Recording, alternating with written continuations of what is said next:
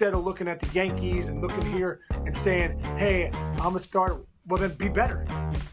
Be better. Don't pass the buck. When you take the me out of blame, all you have left, blah blah blah. And I'm in love with the good life.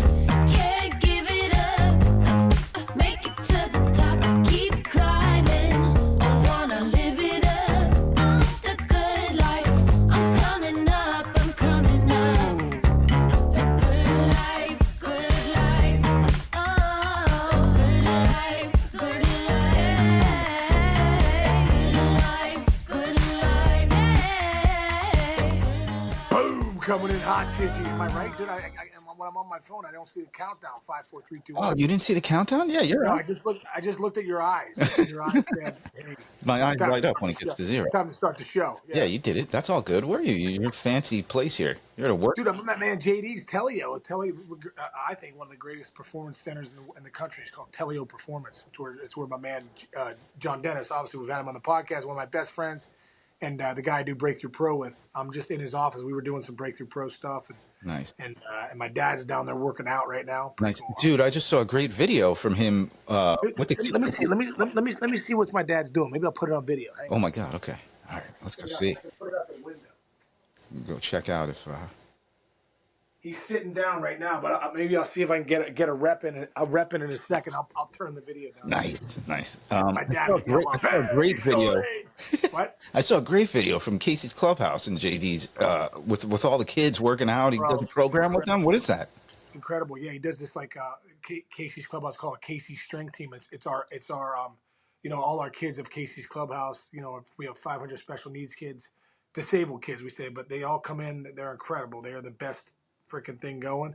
And JD runs them through like a spring training, dude. Like at his facility, no holds barred. I mean, the kids are like doing the ropes, lifting the weights, pushing the sleds, and it's incredible, dude. And what's incredible is it's like almost like Pearl Jam tickets. We put it up on the link. It's sold out. Like every session, three different sessions are sold out like that. That's like great. Parents want to get in, get their kids in and stuff. And what's great is the parents are like, I can't believe my kid can do this. Mm. They just don't know. You don't know until you know. Right. These kids and a lot of our kids are now doing Special Olympics and winning. Wow, that's So they went from that. Casey's strength team, Special Olympics. JD's now the coach of Special Olympics. Wow. And they're winning. That's awesome, dude. Yeah, That's great. yeah. Great stuff. Go check that out, folks. Casey's Club. Yeah. All right, so we do have some news today, and it's interesting to me. I want to ask a baseball player's perspective about distractions coming into spring training. Couple reasons why. Today, specifically, Marcus Stroman didn't show up for the first couple days of pitchers and catchers, which he's not technically obligated to, but it's a bad look. Shows up today. There's an article in a post saying he did a 10-minute, Q&A with reporters, and in the 10 minutes, 11 times he said, "I am a starter." And he said he doesn't want to go to the pen. He's not going to the pen. He's only going to start. That's part one. Part two, we see over in with the St. Louis Cardinals, they got a third baseman there who's a perennial all-star who they've been talking about trading all year long, and he's still on the team. So both perspectives, as a player, do you guys care, or do you see the business of it and you're going to be okay with the guy? You see the business of it, dude. At the end of the day, I mean, it sounds like Stroman's fit well in that clubhouse. His track record is always kind of, there's always something with Marcus Stroman, and that's the thing that everyone says. It's always like, but at the end of the day, dude, it's his career, and he feels like he's a starter. He's signed there to be a starter. When you're with the Yankees, though, you take that risk that they can sign free agents. They have the money to do it. So you go get a Max Fried and you bring him in, and there's always an odd man out at the end of the day. And I always think, too, at times in our career, we got to look ourselves in the mirror and saying, am I one of the top 5 guys? If I was the manager, I'm evaluating these guys. Am I one of the top 5 guys? And, right now, I think to a man, if we're all looking from the outside, the second half that he had, you'd say, no, he wasn't even on the roster for the postseason. So results aren't random. Results reveal. Results reveal you're not getting it done. This is big boy land. This is the big leagues. This is the show where you bring in guys for $200 some million and you're going to pitch guys like that And at times there's odd men out. But here's the deal, Chinch, too, is and I know, this has a way of always working itself out. Someone goes down, so like come in, prepare to start, and if you get sent to the bullpen, you're making $18 million a year or whatever, like go do your job. You signed for 2 years to pitch for the New York Yankees, hopefully as a starter. But at the end of the day, if you were dominant and doing your job, you'd be a starter. But the fact that you have struggled a little bit and you didn't have a great second half, you were taken off the postseason roster, means you're not getting it done. So if you're not getting it done, you got to look at yourself in the mirror and say, you know what? What do I got to do better to get back into the rotation? What do I do? What do I have to do better to show up as the best version of myself? What pitch needs a little work on? What sequencing do I need to do? Instead of looking at the Yankees and looking here and saying, "Hey, I'm a starter." Well, then be better. Be better. Don't pass the buck. When you take the me out of blame, all you have is left blah blah blah. You got to look in the mirror and go, at the end of the day, I got to be better. And if I'm glaringly better, I'm one of the top 5, no doubt about it. And maybe Clark Schmidt or Carlos Rodon or one of the Luis Gil or one of those guys is on the outs because you're like, hey, Marcus Stroman's got a 2.7. We got to pitch him.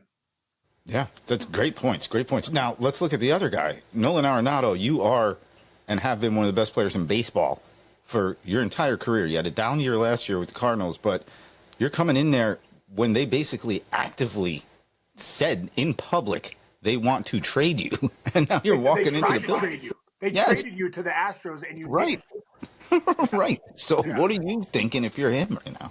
Dude, this is a weird spot because if you're Nolan Arenado, listen, dude, when I went to arbitration and won arbitration and heard all the things they said about me, I had a bad taste in my mouth coming into that camp, let alone them trying to trade you all offseason, trading you nixing a trade to the Astros. I actually think, Chinch, had Bregman signed with the Tigers or the Cubs, Arenado's the Red Sox in the next 10 minutes. Yeah, which hurts even more. I think that was on, and it fits well. There's a reason Bregman went to Boston. It fits his swing. Well, so does Fenway Park fits Arenado's swing. Arenado used to be able to drive the ball to right center, not so much anymore. He's more of a pull hitter now. So that monster would have rejuvenated his career, really. So I think that's where he really wanted to go. It just didn't work out. I don't think they were willing to pay 3 years, $74 million. I actually think the Yankees would take him if the Cardinals would take $25 million. Yeah, or take Stroman too. Yeah, exactly. Or something like that. So, right. So I'm not saying that could still get done at spring training, maybe. But at the end of the day, don't forget, this is professional baseball. That means when you show up and are getting paid the money you're getting paid, you are a pro. Nolan Arenado is a professional player. As soon as he comes into that clubhouse, crosses those white lines, he's going to play his heart out. He loves the game. He's going to play as hard as he can, and he's not going to be a distraction. So is it a distraction right now coming in? Yeah, it's a news story. It's been a news story for months. And, when you come into that, it's like a bad marriage where you're like, guys, this is a little awkward, but we're grinding it out for the kids. You know what I mean? It's a great analogy. We'll figure it out and we'll do our best, and we're still going to show up and do everything that we can, but it doesn't mean it's going to be easy. Yeah. What was the distraction like when Ken Griffey Jr. showed up at wait, were you there the year he signed? Yeah. He locked her next to me. Dude, it was incredible.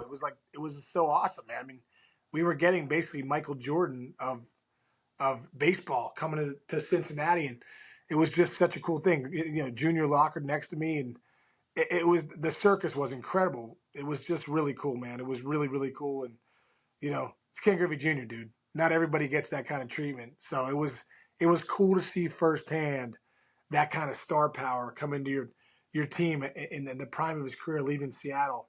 It was just really cool, man. Really cool.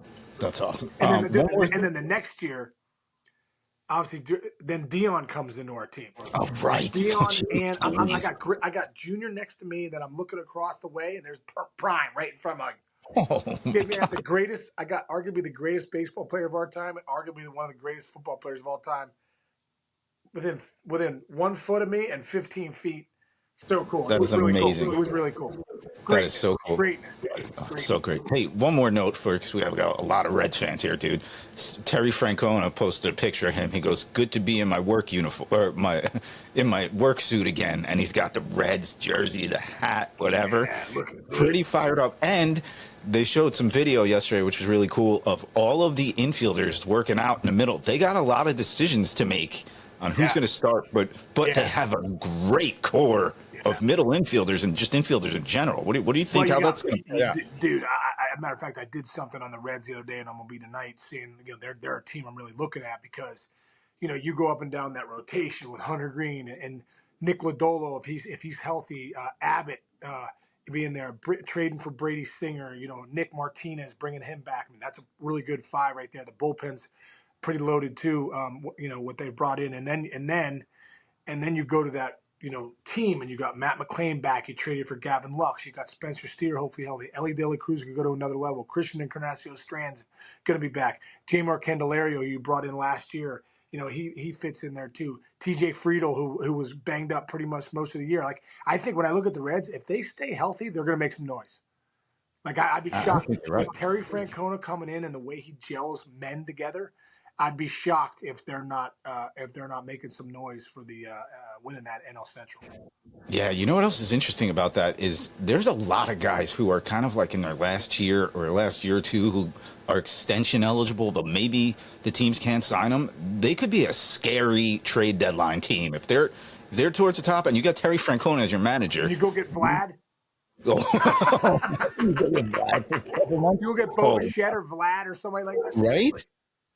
Not outside the realm of possibility. Looking up in Reds land. I love it. Definitely not. Nice, dude. All right, what do you got? Breakthrough Pro this weekend? Got Breakthrough Locked Pro in? Sunday night, week 7 of Breakthrough Pro 5. Man, it's a great group. It's such an incredible program. I hope as we move forward that more of our listeners come and join Breakthrough Pro. It's life-changing stuff, which is, I really enjoy doing it, and the feedback we get from so many people has been pretty incredible. So we're doing that. Kent State opens. We just got done with them doing Breakthrough Pro. They open the season today. Oh, yeah. Eastern Kentucky down in South Alabama. So that's NCAA baseball starts today. So it's gonna be pretty Crazy. cool to watch that. And and then Jillian's got a volleyball tournament this weekend in Cleveland, so I'm heading there later today. There you go, dude. Locked in, dude. A lot of good stuff happening, man. So what do you got going on this weekend, Chinch? Just chilling. We got Valentine's Day today. Yeah, After we're done here, I'm gonna get Jess my. Valentine's Yeah, did you get presents? I got a present for my wife. Sarah's like, don't get me a present. And I'm like, last year I did. Like, I'm like, oh, I'm not getting you a present. And I did. And she's like, I thought we weren't getting presents. So, like, it didn't go that well. So I'm like, all right. So this week, happy Valentine's Day this morning. You know what I mean? I got to lock in for my daughters. My daughters need Daddy's got to hook it up. Yeah, I got to go lock that up right now. I go lock that up. Jess, have a great weekend, dude. And happy Valentine's Day to you and Jess and everyone out there. Happy Valentine's Day. Subscribe, download. Don't forget, Joan Casey told us when you hit subscribe, it's free. It's free. It doesn't cost you a penny. So, like, if you hit subscribe, it's all good. So, it's all good. All right, man. All right. And one other thing I wanted to throw out there. For our Casey's Clubhouse fundraiser coming up next week, if you go to the hand bid.com, maybe you can put this up, Chinch, or you go to the 100%. Handbid app, and then you type in Rock the Clubhouse, you can sign up to get some incredible items. We have an Aaron Judge jersey. We have an Anthony Volpe jersey, Mariano Rivera, CC Sabathia, DJ LeMahieu, Garrett Cole. Vetter just sent us 5 posters. We have a Pearl Jam guitar, a Pearl Jam ukulele. We have 4 tickets to Yankees Pirates opening day. We have a Toronto Blue Jays VIP package come out for BP. We have 2 tickets on the Green Monster. We have some incredible stuff on there, dude. We have at Oakmont this year, golf is the U.S. Opens there.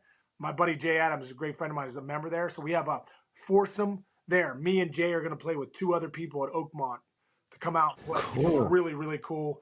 But we have a ton of great stuff, dude. So for all the listeners out there, if you would be helping us out at Casey's Clubhouse to grow our organization for, like I said, the 500 disabled kids that we work with, but you'd also be getting some pretty cool items Go check it out. Travis Grubb's got All right, it's going to be in the link. It'll Aaron Judge bobblehead on there. So yeah, really cool stuff. Nice. So if you can put that up, take All to be great, handbid.com, 100%. rock the Clubhouse, and boom, you'll be in there. You could just get in there and start bidding on these items. I think our fundraiser is next Friday, so it'll be the bidding will be done next Friday at 10 o'clock. So you've got time to bid. I'm winning a lot of stuff, by the way. Nice. All right, brother. Love you, man. Good to see you, man.